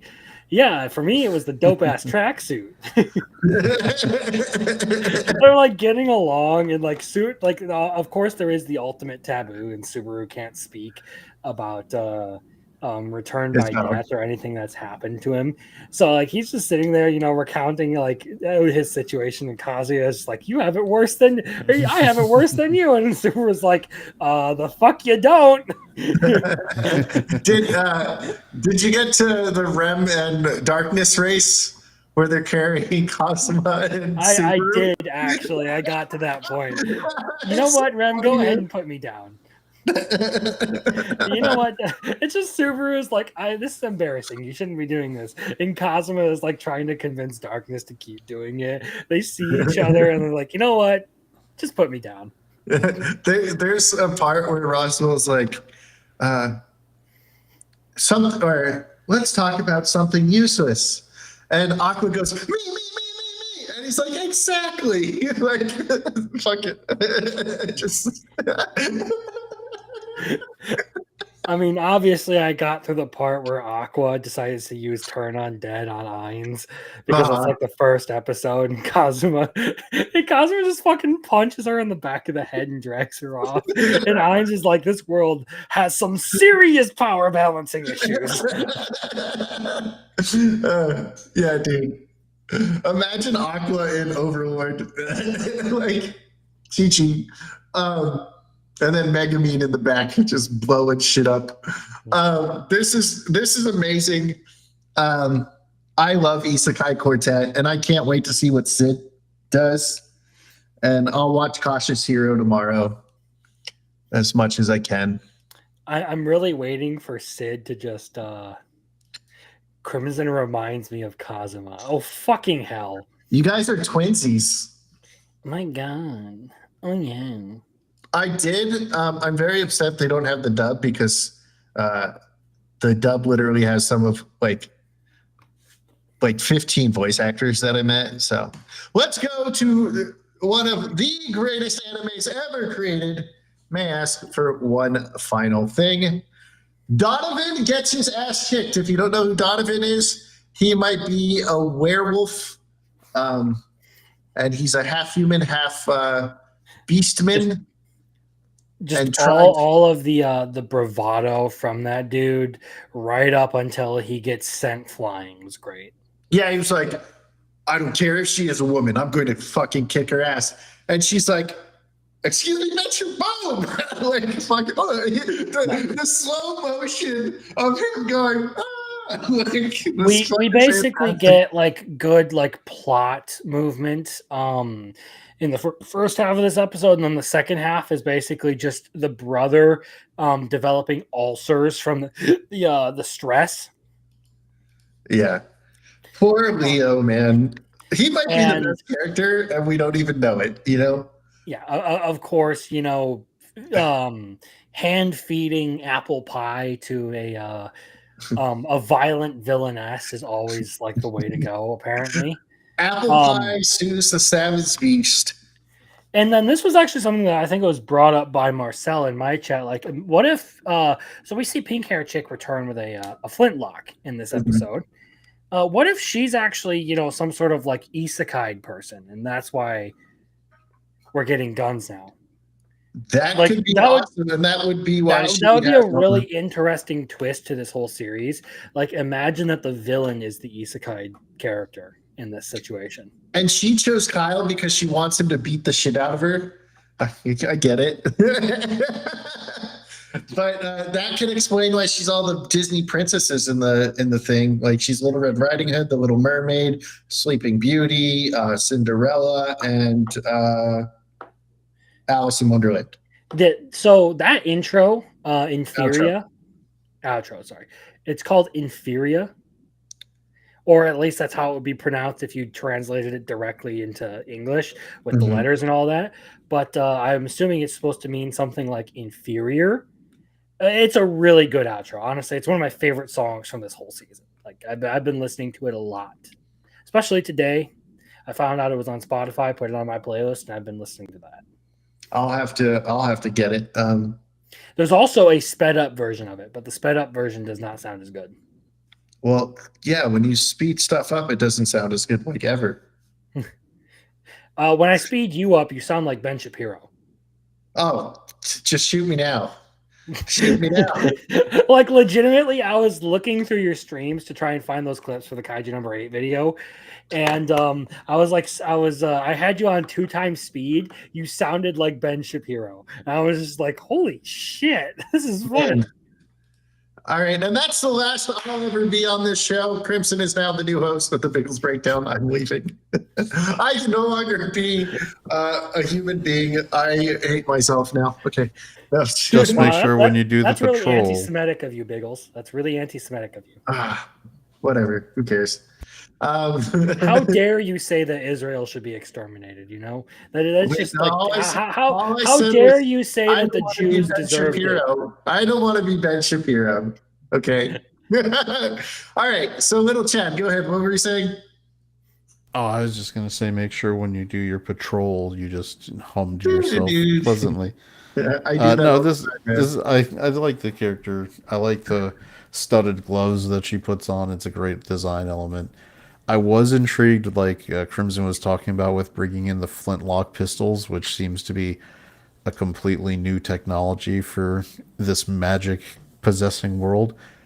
And that's not the kind of thing that you just pull out of your ass, right? It's you got to have some kind of knowledge of that. And if you were an isekai person from the modern era, you can't just jump to having like an automatic weapon, right? You're gonna if they've never done guns before, the most easy thing to create would be a flintlock Mhm.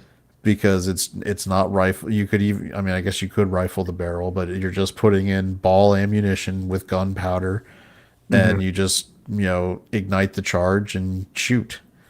It would be the lowest tech, highest impact firearm technology to immediately be able to mass produce and change power balances all through a world. They literally skipped a couple of stages in firearm development by going straight to the Flintlock? flintlock, because like you completely bypass like the invention of gunpowder, fireworks, and even the arquebus, which was like the original like firearm, I guess you could say, which was literally just like um a long stick with a chamber at the end in which you put a projectile and some gunpowder.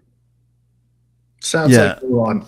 I mean, not to get too gun nerd. The only question, like I said, I have is whether they're rifling the barrel. In which case, even a flintlock rifle, if it's actually a rifled barrel, would be effectively dangerous at 300-400 yards. I mean, think of the Civil War, right? Those rifles were deadly at hundreds yards because prior to rifling the barrel, the reason you lined up within 100 yards of someone is because guns were super inaccurate when you didn't rifle it. Well, they were rifling their barrels as far back as the Revolutionary War. It's just not a lot of people used riflemen because they were harder to load because the barrels were tighter.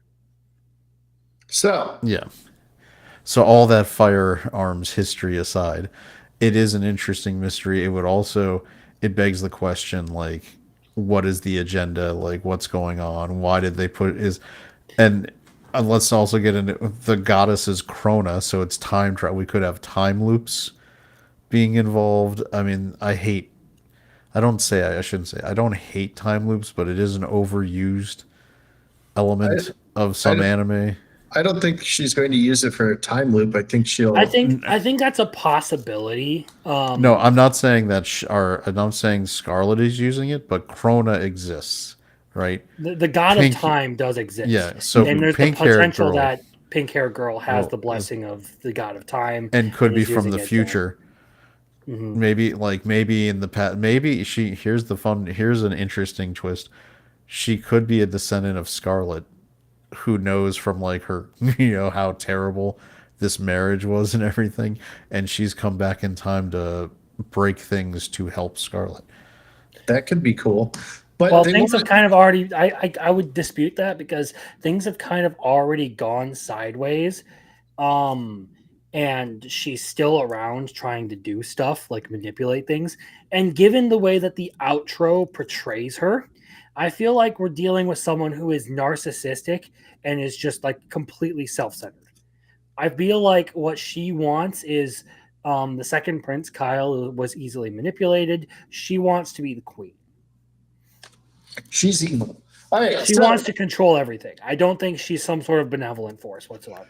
So here's our ad read that doesn't actually get me any money. Do you like Goblin Slayer? Do you like Biggles? Do you want to see Biggles play Goblin Slayer TRPG? Then click the fucking pinned comment, click the link in it, and then go to Tales from the Dragon Tavern where we fucking play Goblin Slayer TRPG. I play Declan Ravenspear, a fucking orphan who's very good with a spear, that has no idea what the word mommy milkers means. All right. Thank you. And we'll see you in the comment section. Okay.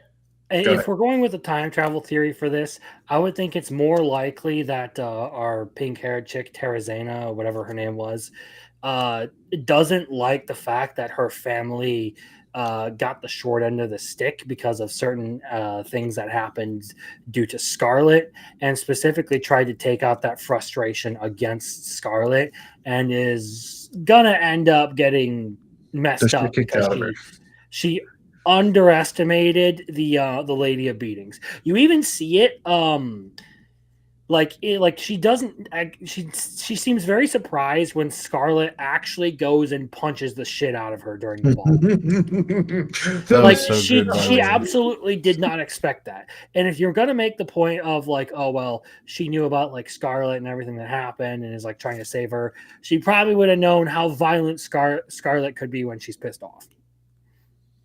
But because she just dealt with it, it never happened in that timeline then, if we're doing the time travel thing. But I just can't wait till she gets more monikers. Like, oh man, it's going to be fucking awesome.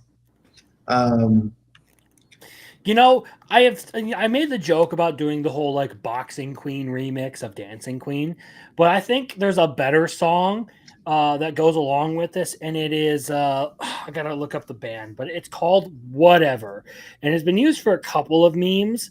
Let me see if I can find it here. It is Whatever by Our Lady Peace, and it literally just like the song it starts off with like someone going da-na-na-na, and then just a guitar riff of da-da-da-da-da-da-da-da.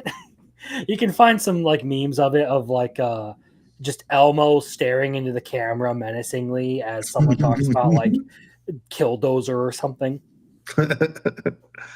All right.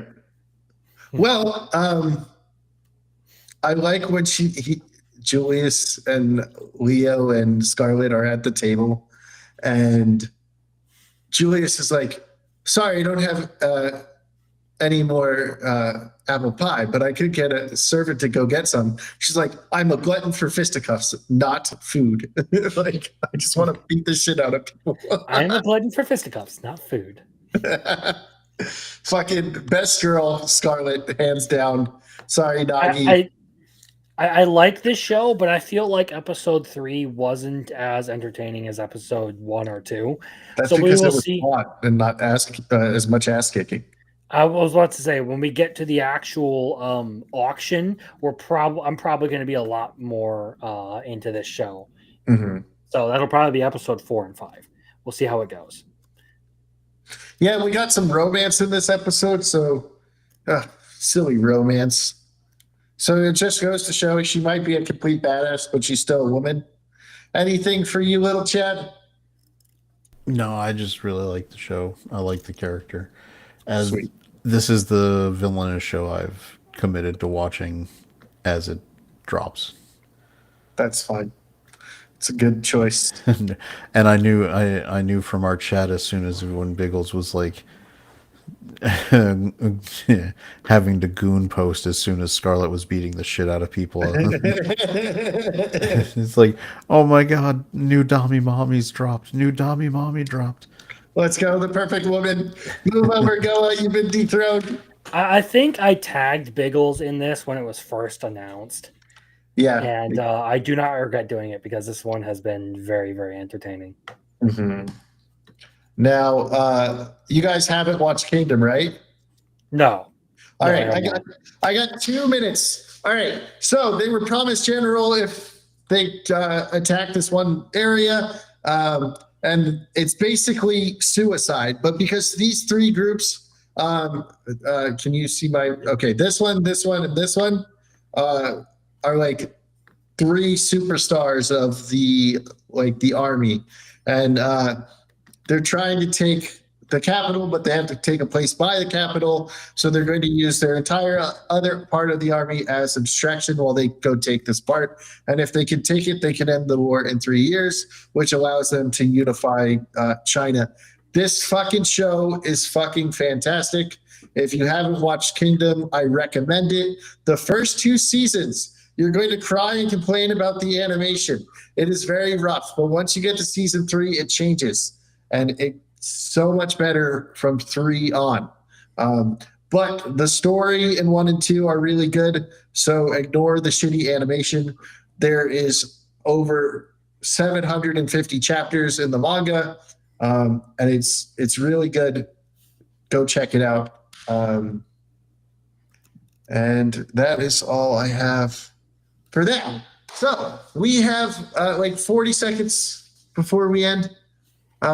Crimson has his show on Saturdays. He has CNN on Wednesdays. Little Chad does his thing tomorrow. If you guys want to put the links in the chat, we can do that.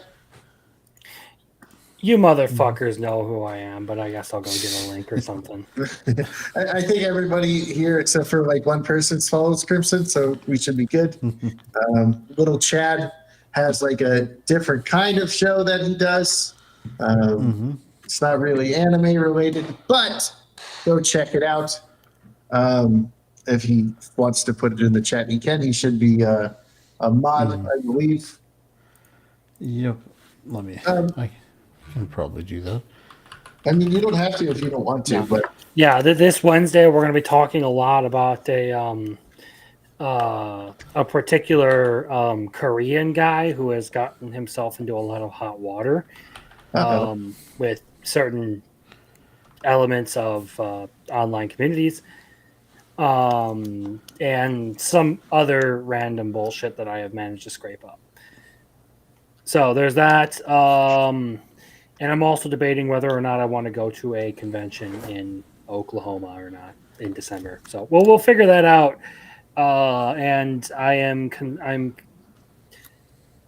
I'm working on some other projects. The big one I have right now is I have a My Dress Up Darling video I need to start working on. I don't think I'm going to do any other like videos from summer. So there are a couple that just won't end up getting videos.